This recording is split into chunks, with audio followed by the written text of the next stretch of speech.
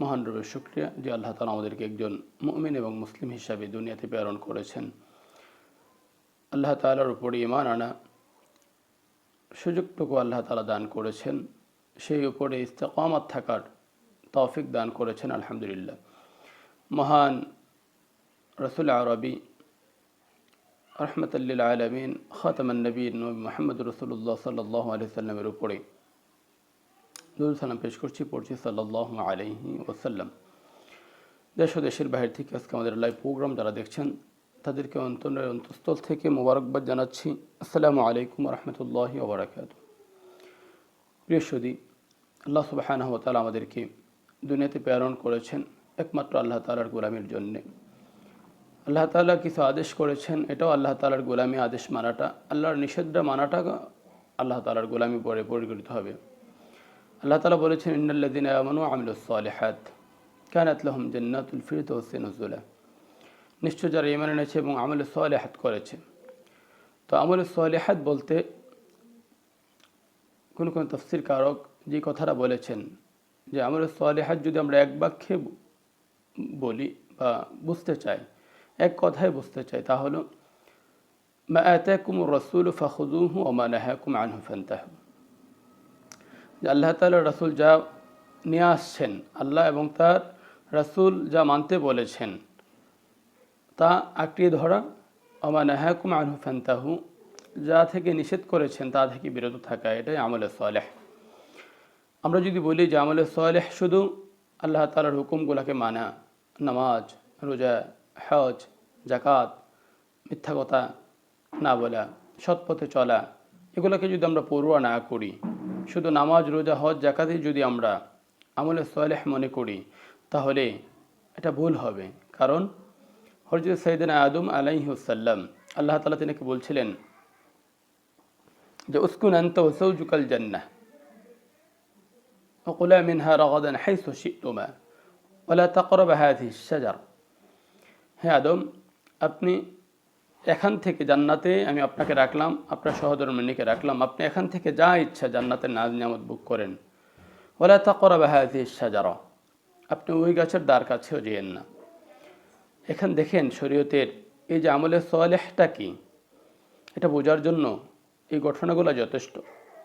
মা আতাকুমুর রাসূলু ফাখুযুহু, অর্থাৎ আল্লাহ তাআলার বিধান, আমার রাসূল আপনাদের কাছে যা নিয়ে আসছে, তোমাদের কাছে যা নিয়ে আসছে তাকে আঁকড়িয়ে ধরো।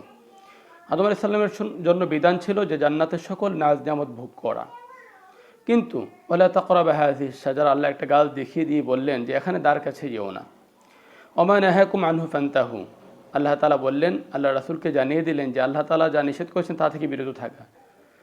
তো দেখেন আদম আলাইহিস সালাম জান্নাতের সকল নাজ নিয়ামত ভোগ করতেছিলেন, জান্নাতের সকল আরামায়েশ ভোগ করতেছিলেন, কিন্তু হঠাৎই করে যখন ওই গাছের কাছে ফালাম্মা যাকাশ শাজারাত, যখন ওই গাছের ফল আচ্ছাদন করলেন, স্বাদ আচ্ছাদন করলেন, তিনা থেকে জান্নাতের নাজ নিয়ামত চলে গেলেন, আল্লাহ কেড়ে নিলেন জান্নাতের পোশাক, সাওয়াতুহুমা ওরিশা, যা দিয়ে তিনি লজ্জাস্থান রেখেছিলেন তা প্রকাশ পেয়ে গেলেন, আল্লাহর নিয়ামত তার থেকে উঠিয়ে নিলেন। তাহলে এখন যদি বলা হয়তো যে আমলে সালেহ নেক কাজটা যদি আল্লাহর আদেশ মানাই হইতো, তাহলে তো জান্নাতের পোশাক হারাবার কোনো চিন্তাই তার ছিল না।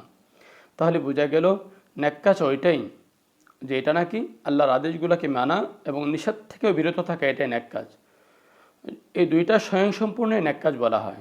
আপনি দেখেন আল্লাহ তাআলা রাসূল বলেছেন, ইয়াকুমুল হাসাদ ফাইন্নাল হাসাদা ইয়াকুলুল হাসানা কামা তাকুলুন নারুল খাতাব, তোমরা হিংসা থেকে বিরত থাকো, কেননা হিংসা নেক আমলকে এইভাবে খেয়ে ফেলে যা নাকি মানুষ আগুন কাঠকে পুড়িয়ে ফেলে, খেয়ে ফেলে। তাহলে বোঝা গেল আপনার শরীয়তের বিধানগুলো মানা যেমন আমলের কাজ, নেক কাজ, বিরত থাকাও নেক কাজ। আল্লাহ তাআলা সাইয়েদনা ইব্রাহিম আলাইহিস সালামকে বলেছেন যে আসলিম, তিনি বললেন আসলামতু লিরাব্বিল আলামিন, যে তিনি প্রশ্ন করেন নাই জাতির পিতা হিসাবে যে আল্লাহ কোন বিষয়ে আমি আপনার সামনে আত্মসমর্পণ করব। যখনই বলেছেন আমাদের জাতির পিতা ইব্রাহিম আলাইহিস সালাম, তিনি আমাদেরকে দেখিয়ে গেলেন একজন মুমিনের করণীয়টা কি। আল্লাহ তাআলা যে জিনিসটা বলেছেন মানার জন্যে তা প্রশ্ন না করে মেনে নেওয়া, আল্লাহ যে জিনিসটা থেকে নিষেধ করতে বলেছেন ওই জিনিসটা প্রশ্ন না করেই বিরত থাকা। কেন করেছেন? আল্লাহ নাফরমান বান্দা যারা, তারাই বলতে পারে যে মদ হারাম, কেন কেন বেঁচে থাকবো আমি, এটা দিয়ে আমার সামান্য উপকার আছে, আমার পেরেশানি দূর হয়। এই প্রশ্ন যদি করে তাহলে তো মুমিন বান্দা হওয়া যাবে না। আল্লাহ জিনা থেকে বিরত থাকতে বলেছেন, জিনা থেকে বিরত থাকতেই হবে। আপনার হারাম কাজ থেকে নিষিদ্ধ করেছেন, বিরত থাকতেই হবে। আসলিম সামিআনা ওয়া আতাআনা, শুনলাম মেনে নিলাম, এটা হলো মুমিনদের কাজ। এবার আসেন আমরা যখন কোনো ভুল করে ফেলি,